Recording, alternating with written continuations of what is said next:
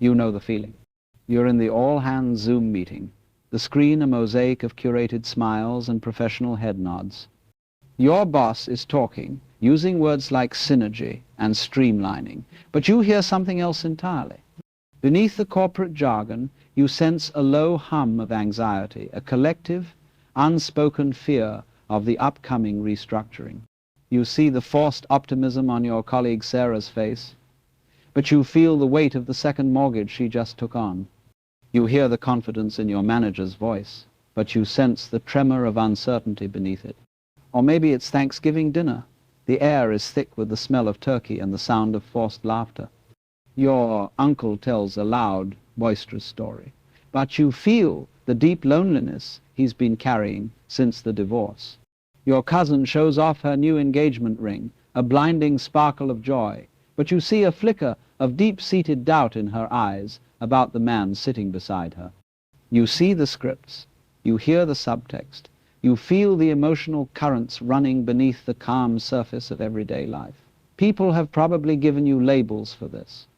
They call you intuitive, an empath, a highly sensitive person. They might have even told you with a touch of admiration, you just feel things so deeply. It's a gift. And today, I want to suggest something that might feel unsettling, perhaps even heretical. That idea, the idea that your profound sensitivity is a gift, is a beautiful and comforting lie. Or, to be more precise, it's an incomplete truth. Because that very same capacity that allows you to see the hidden reality is not a gift you are given, but a trap you have fallen into. A sophisticated, exquisitely camouflaged trap that doesn't cage your body, but slowly, meticulously cages your very soul. It isolates you, it exhausts you, and it can make you question your own sanity.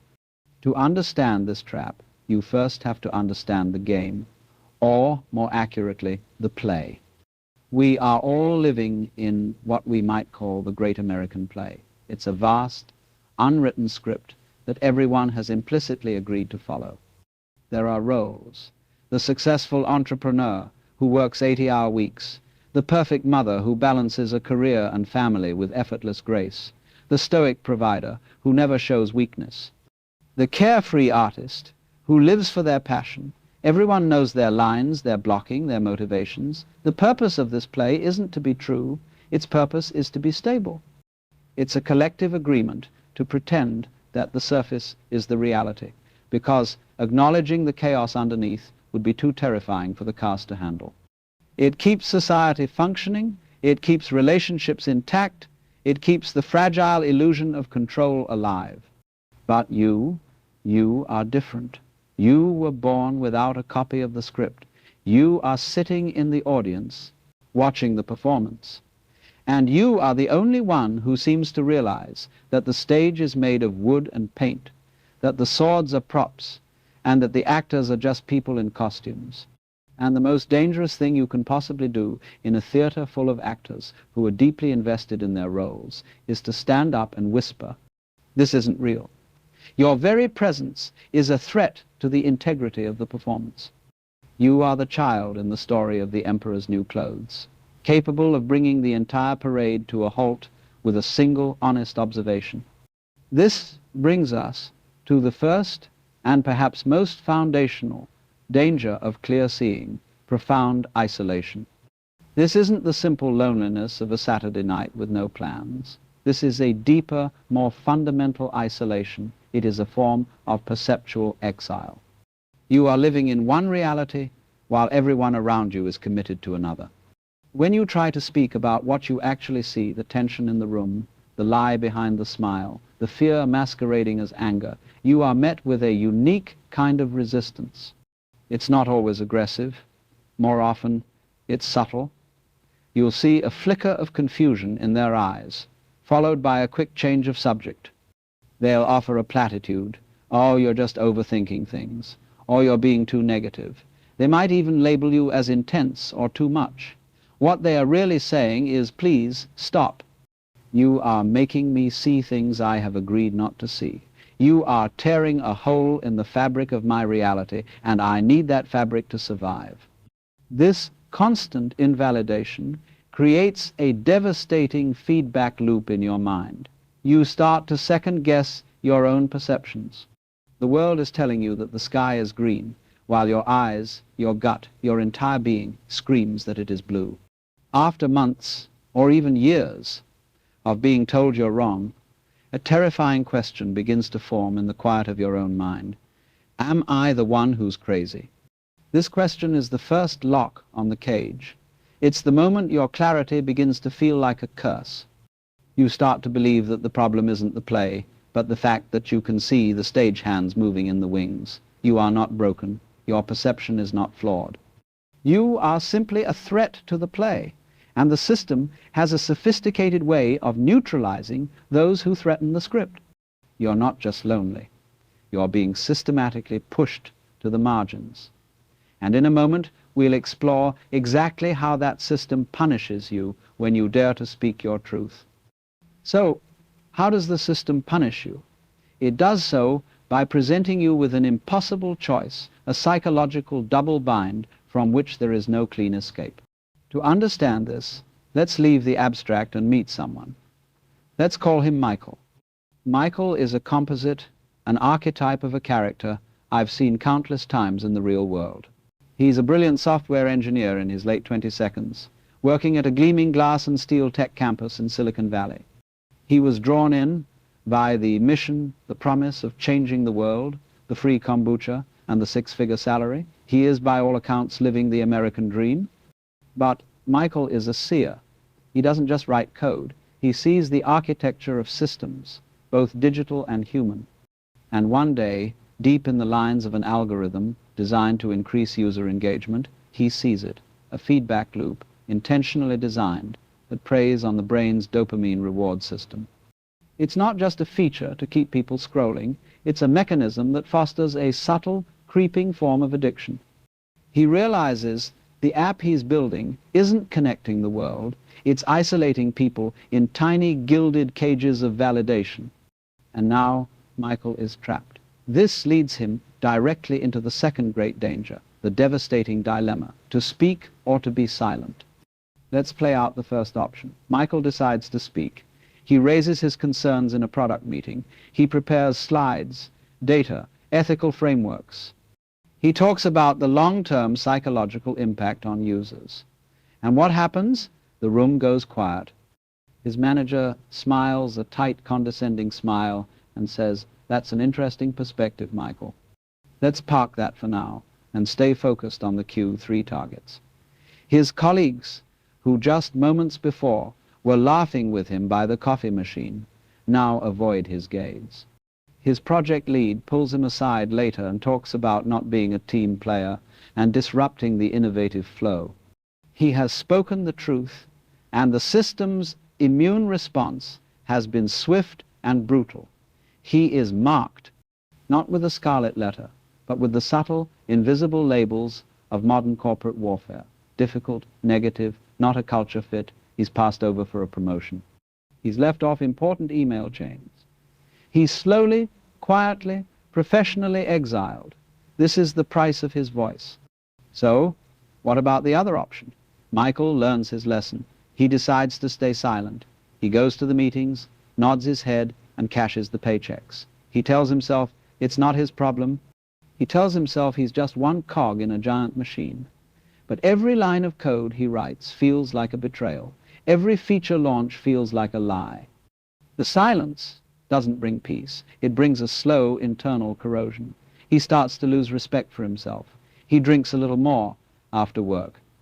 He feels a disconnect, a hollowness that no amount of success or stock options can fill. He looks in the mirror and doesn't recognize the person staring back. This is the price of his silence. This is the empath's trap in its full, brutal manifestation. A choice between external assassination and internal suicide. How many times have you faced a smaller version of this? How many times have you sat in a family gathering, listening to a casually racist or sexist comment, and calculated the immense social cost of speaking up versus the deep personal cost of staying silent? How often have you seen a friend making a terrible life choice and wrestled with the dilemma of intervening and risking the friendship, or staying quiet and watching them suffer. Each time you are forced into this dilemma, a part of you is worn away. But let's say Michael, or you, can't bear the silence any longer. You decide to push past the initial resistance. You speak louder, you send an email to HR, you talk to a journalist, you become a whistleblower. This is when you encounter the third danger, the system's ultimate defense mechanism. You will be made the scapegoat. Notice the tactical brilliance of this maneuver. The system cannot and will not acknowledge that the problem is the problem, because if the algorithm is the problem, the entire billion-dollar product is at risk. If the family dynamic is the problem, the entire structure of the family is threatened. So the system does something far more efficient. It makes you the problem. The conversation is no longer about the ethics of the algorithm. It is now about Michael's performance issues. It's about his abrasive personality. They will dig through his old emails, looking for any sentence that can be taken out of context. They will reframe his passion as aggression, his concern as instability. They don't fix the product. They fire the person who pointed out it was broken. The system doesn't self-correct, it self-protects. And its most powerful tool of self-protection is to shoot the messenger. It's a pattern that seems to echo in our society on a larger scale. Whatever your personal stance on figures like Edward Snowden or Frances Haugen, there appears to be a consistent narrative. When an individual brings forth a truth that is deeply inconvenient to a powerful system, the system's first response is often not to address the information, but to discredit the source. The person becomes the target, their motives are questioned, their character is assassinated. This tactic is powerful because it allows the rest of the group, the employees at the company, the citizens of the country, to dismiss the uncomfortable truth by dismissing the person who delivered it.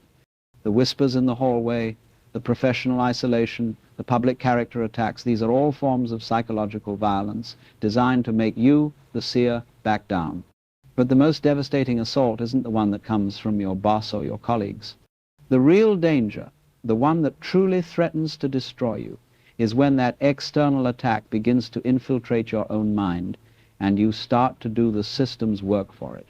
The external attacks, the social isolation, the professional sabotage are painful, but they are manageable. The human spirit can endure a surprising amount of external pressure. The true point of collapse, the danger that dissolves you from the inside out, is the fourth and most insidious one, the complete erosion of your boundaries. Let me ask you a question. Have you ever walked into a room feeling perfectly fine, and within minutes felt a wave of exhaustion or sadness wash over you for no discernible reason? Have you ever found yourself feeling inexplicably angry, only to realize you're sitting next to someone who is silently fuming? This is the beginning of the erosion, because you can see the scripts and feel the subtext. You don't just observe the emotions of others, you absorb them. Your energetic and psychological boundaries are more permeable than most. You walk through the world not as a solid entity, but as a sponge. At the office, you soak up the unspoken stress about deadlines from your entire team. At home, you absorb the financial anxiety your partner is trying to hide. With your parents, you take on the quiet grief they still carry from their own childhoods. Without even realizing it, you become the designated emotional landfill for your family, your friends, and your workplace. People are drawn to you because, on a subconscious level, they know you will take on their emotional baggage. They feel lighter around you, but they don't understand why. They don't see that it's because you've just shouldered the weight of their unspoken pain, adding it to your own already heavy load. This leads to a profound and terrifying consequence, the loss of self. When your internal landscape is constantly flooded with the emotional weather patterns of others, you lose the ability to read your own climate. The signal of your own feelings gets lost in the noise of everyone else's. The most fundamental questions of identity become almost impossible to answer. What do I want for dinner? The question gets tangled with what your partner wants, what the kids want, what you think you should want to be healthy. What do I want for my career? This question is immediately contaminated by your parents' expectations, your partner's need for stability, and the societal definition of success you've been absorbing your whole life. Your own inner compass, your gut instinct, which was once your greatest strength, becomes hopelessly scrambled. You can navigate the complex inner worlds of everyone around you with stunning accuracy, but you are completely lost in the territory of your own heart. You begin to live your life not by a process of internal creation, but by a process of external reaction. You shape your decisions, your personality, even your desires, around the needs and emotions of others, not to fulfill yourself, but to manage their reality, to keep the peace, to stop their emotional energy from overwhelming you. There's a concept in Gestalt therapy called confluence. It describes a state where the boundary between the self and the environment becomes blurred. For most people, this is a temporary state, experienced in moments of intense intimacy or group identity. But for the seer, the empath, it can become a chronic condition. Your gift of perception, left unchecked and unprotected by strong boundaries, becomes a mechanism for pathological confluence. You merge with others not out of love, but out of a deeply ingrained survival mechanism. You think you are being compassionate by feeling with them, but you are actually engaging in a form of self-abandonment. You are giving away the most precious thing you own, the sovereignty of your own emotional experience. You lose the ability to distinguish between their pain and my pain, between their dream and my dream. It all just becomes the pain, the anxiety, the stress, a vast, undifferentiated sea of feeling in which you are slowly drowning. And then, one day, you wake up and the silence in your own head is deafening. You look at your life, the job, the relationship, the city you live in, and you feel a chilling sense of alienation, as if you're watching a movie about someone else's life. You've been so busy managing everyone else's script that you forgot to write your own. You have become a ghost in your own existence, a beautifully crafted vessel, hollowed out and filled with the second-hand emotions of others. This is the pinnacle of the curse. This is the final turn of the screw in the empath's trap. The system outside of you no longer needs to attack you because you have fully internalized its agenda. You have effectively erased yourself. And in that hollowed-out state, you are no longer a threat to anyone. You have become a perfectly functioning, perfectly compliant, perfectly miserable part of the play. And you stare into the mirror at a face you no longer recognize. And the only question left is, how did this happen? So there you are, isolated, punished for speaking, silenced into self-betrayal, and hollowed out by the emotions of others. You have become a casualty in a war you never even knew you were fighting. It's a bleak picture. It's a moment that can lead to despair, to cynicism, to a decision to shut down your perception entirely, to numb yourself just to survive. After hearing about these 4 dangers, you would be forgiven for concluding that your ability to see, your empathy, your intuition, is the enemy. That it is a fundamental flaw in your design, a curse you must learn to suppress. But this is the point in our story where we pull back the curtain. This is the great twist. The 4 dangers we've discussed, the isolation, the punishment, the loss of self, they are not direct consequences of your ability to see. They are the consequences of something else entirely. They are the fallout from a single, powerful, deeply ingrained compulsion that is triggered by what you see. The real enemy is not your perception. The real enemy is your compulsion to fix. It's the automatic, almost unconscious, internal command that screams, there is a problem here, and I must do something about it. It's the savior complex disguised as compassion.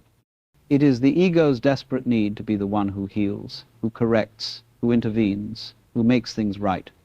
Think back. Your isolation didn't come from simply noticing the tension at the dinner table. It came from the urge to fix it, to say the thing that would release the tension, which only made everyone uncomfortable.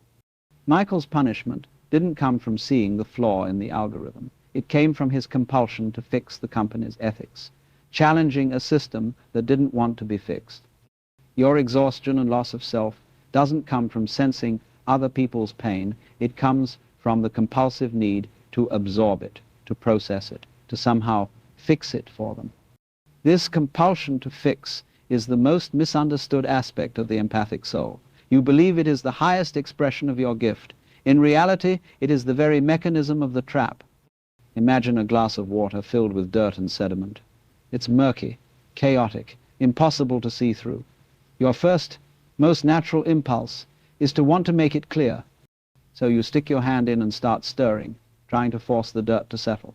But what happens? You only make the water murkier. You add your own motion, your own energy to the existing chaos, and the situation gets worse. The only way for the sediment to settle and for the water to become clear is to do the most counterintuitive thing possible. Leave it utterly and completely alone. The chaotic family system, the toxic corporate culture, the friend in a self-destructive relationship, they are the muddy water. Your well-intentioned attempts to fix them are almost always just you sticking your hand in and stirring. You add your anxiety, your judgment, your desire for a specific outcome, and you make the water murkier, not just for them, but for yourself. And here we arrive at the most challenging and radical wisdom for the seer. But before I say it, I need to address the question that is likely screaming in your mind right now.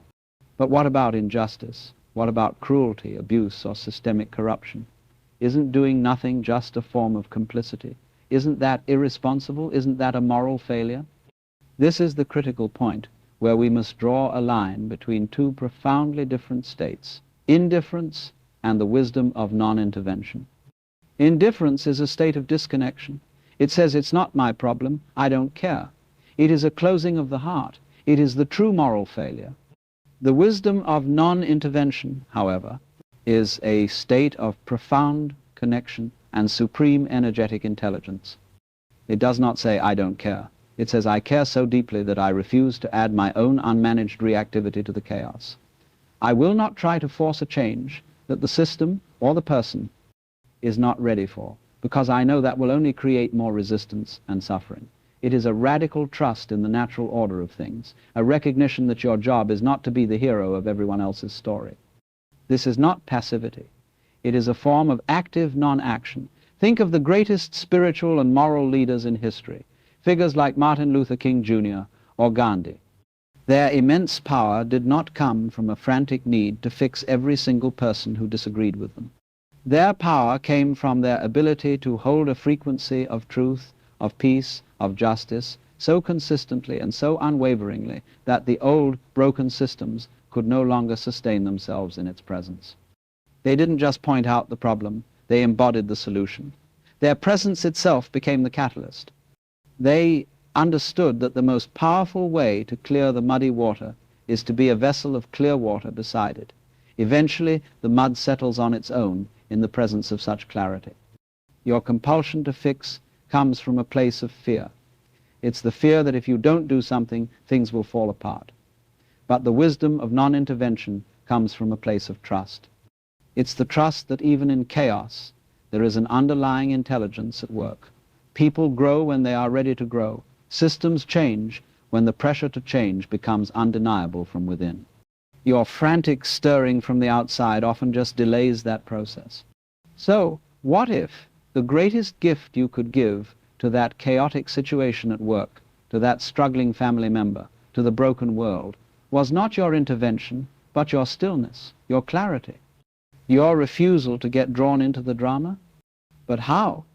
How do you simply do nothing when every fiber of your being, every neuron conditioned by a lifetime of social expectation is screaming at you to intervene, to help, to manage, to fix? To simply stand by and watch the muddy water churn feels like a betrayal of your very nature. This is where the real work begins. It is the journey from being a passive victim of your perception to becoming an active wielder of its light. Your ability to see is not a curse to be suppressed, but a powerful force to be mastered. And like any powerful force, it requires discipline, boundaries, and a sacred space to house it. This leads us to the first practical solution. You must build an inner sanctuary. Your sensitivity is a high-powered floodlight, but a floodlight without a solid tower to mount it on is useless. It just rolls around on the ground, blinding everyone and illuminating nothing. Your inner sanctuary is that lighthouse tower. It is the unwavering structure of your own selfhood, built brick by brick with conscious boundaries.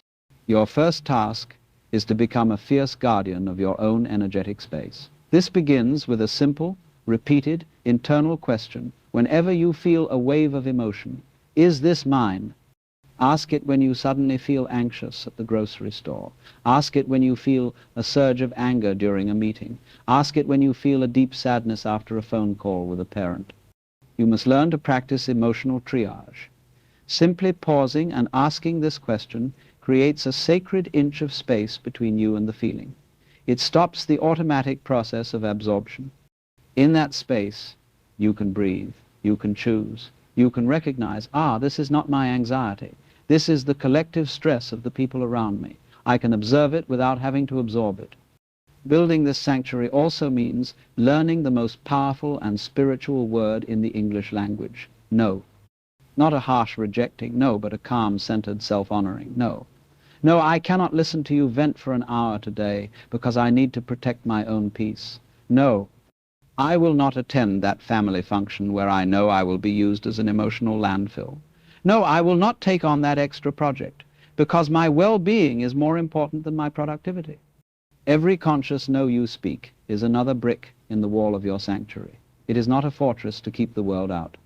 It is a lighthouse designed to keep your own light pure and strong so it can shine out into the world without wavering or burning out. Once your sanctuary is under construction, you are ready for the second solution. You must find your frequency. For so long, you have been a lone radio receiver, picking up every signal on every channel, the static, the noise, the faint distress calls, the blaring propaganda. It's deafening. The solution is not to turn the radio off, but to learn how to tune it to a specific frequency, your frequency.